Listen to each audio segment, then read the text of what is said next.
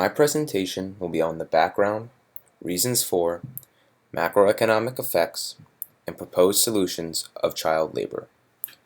First, I'd like to set a standard definition for child labor, since there may be some confusion. Set by the ILO, the International Labor Organization, child labor is defined as work that deprives children of their childhood, their potential, and their dignity, and that is harmful to physical and mental development. In the U.S., child labor has been extinguished, but in the rest of the world, this is not the case. Many different sources have done studies on the amount of child laborers around the world. Although there are many different conclusions, it is roughly around 150 to 170 million children.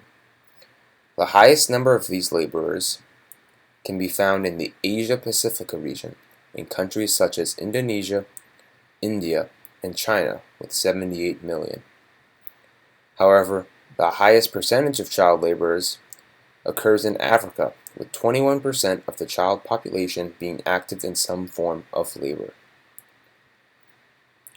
By and large, the most common form of labor that children participate in is agriculture, with over 60% of all child laborers participating in this working sector. They work on farms, they fish, harvest wood, and assist in producing livestock. One of the most dangerous sectors of child labor is the mining industry. Although the number of children in this industry is small, roughly about 100 million, or 1 million, it can't be overlooked because the number has been increasing. And with risks of injury, death, and violence, it needs to come to an end. Another cruel form of child labor is the use of children in armed conflict. Many children around the world are abducted and are given a gun and told to fight. If not placed on the front lines, they may take place as a cook for the army. This type of child labor has taken place recently in Africa. Countries such as the Democratic Republic of the Congo, Central African Republic, Sudan, Syria, South Sudan, and Nigeria have been notorious for child soldiers. By far the utmost reason for child labor is poverty. Parents are not cruel individuals that force their children into labor to earn an extra buck.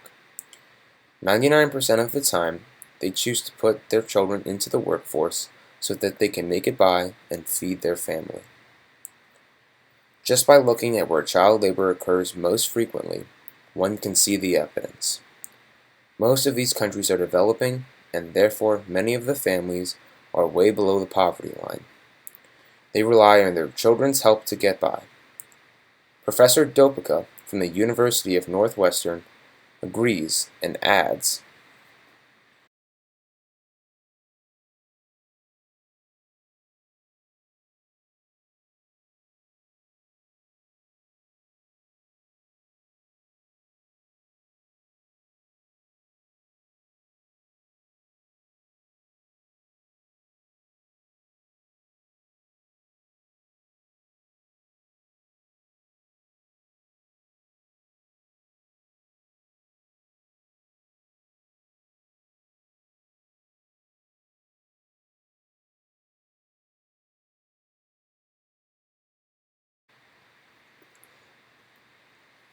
a second reason for child labor is poor schooling.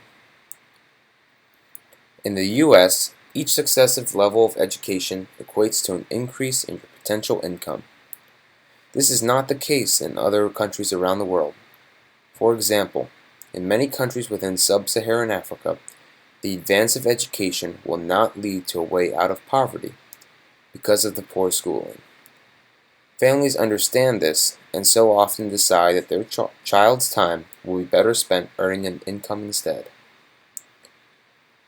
The problem of child labor has major effects in the world around it. One of the major effects that can be often overlooked when thinking about the eventual macroeconomic impact is that of the child. When a child goes into labor, They give up time that could have been spent in school.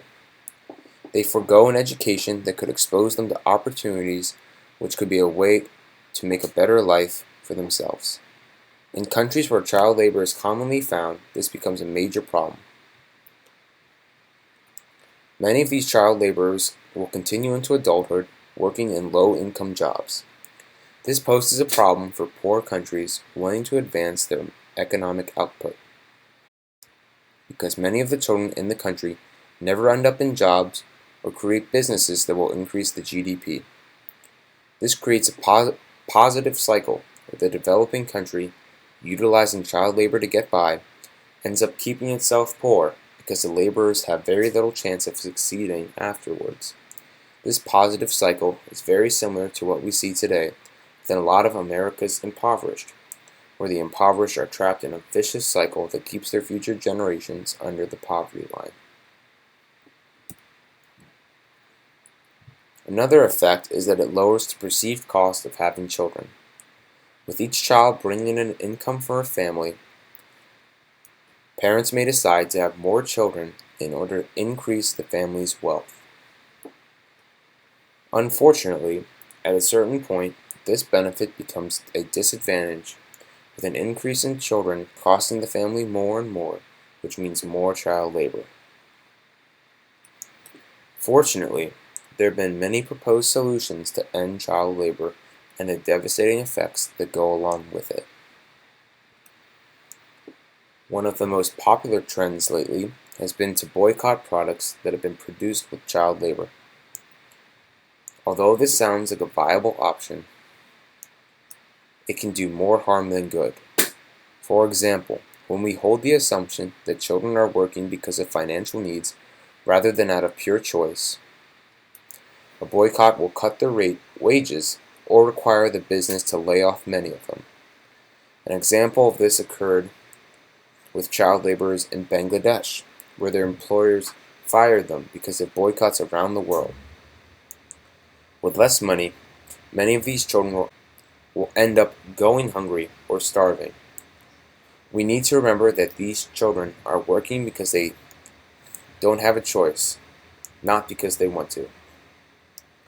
Professor Dopika is in agreement with this and also adds, you could have a situation if you have extreme poverty that the families really have trouble getting by, that by removing the possibility of children earning money, that you make them even worse than they before. So like in some very poor countries, it might be the case that older children are working, but part of what they do is contribute income so that the younger children can go to school.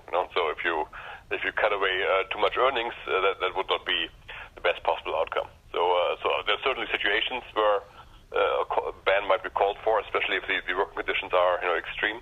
But generally speaking, I would say that focusing more on the education aspect, so providing good schools and promoting economic development in general, this is the more important dimension of that. Another proposed solution is compulsory schooling. Compulsory schooling is exactly what it sounds like. Laws that force children of a certain age to attend school. Although there needs to be other key components in place, such as an attractive schooling system and a government that enforces these new laws, when compulsory schooling is done right, it will alleviate the supply of child labor. Another idea is that companies have a moral obligation to stray from child labor and instead hire able-bodied adults. While this does seem like a good idea, Professor Dopika explains why it shouldn't be the first answer we look towards. There's forms of child labor that are kind of on their own, harmful and dangerous, and probably you would want firms to take a stand against that. Whether there should be fighting child labor in general is not so clear because, as I said before, there could be situations where, given the poverty in the country, the child labor is actually kind of the least bad option that people have. Okay. So I certainly don't think it should be the primary responsibility of companies. It should be the primary responsibility of governments to look after the people and make sure the conditions are right. Going hand in hand with compulsory schooling, improving the education system will also alleviate child labor. In many countries where child labor exists, there is very little incentive to get an education because it provides a small increase in wages. If the education system is improved and a degree from a high school or college will be valued around the world, the incentive to send a child to school grows immensely, thereby taking them out of the workforce and putting them in school. The last solution I will be talking about is cash transfers. Cash transfers are a way of tackling poverty at the source. The process involves governments handing out money to families that meet certain requirements, such as having a child in school. With more money, families can afford to have their child in school. Some economists argue that the money will be spent to further increase the productivity of the child laborer, such as buying more cattle. But the research has concluded that cash transfers do reduce child labor on all levels. With all this talk of child labor, it's essential to understand why reducing it is important. First, child labor has been part of our country's history. Children worked in the mines and in textile factories in terrible conditions. Large efforts were made to stop this from happening ever again, which makes us question why it should still be happening in other countries around the world. Secondly, by reducing child labor, we can put more children into schools. With more children in schools, the potential productivity of the world will increase as more adults become literate and able to contribute their efforts to society in meaningful ways. Lastly, it's an ethical issue. Many of these children are participating in extremely dangerous jobs that risk their long-term health and safety. We can't understand what it's like to live in one of these countries where child labor is prevalent. Knowing what it's like to live without the burden of extreme poverty living over our heads should push us to help those that do live in these impoverished conditions. Thank you for listening.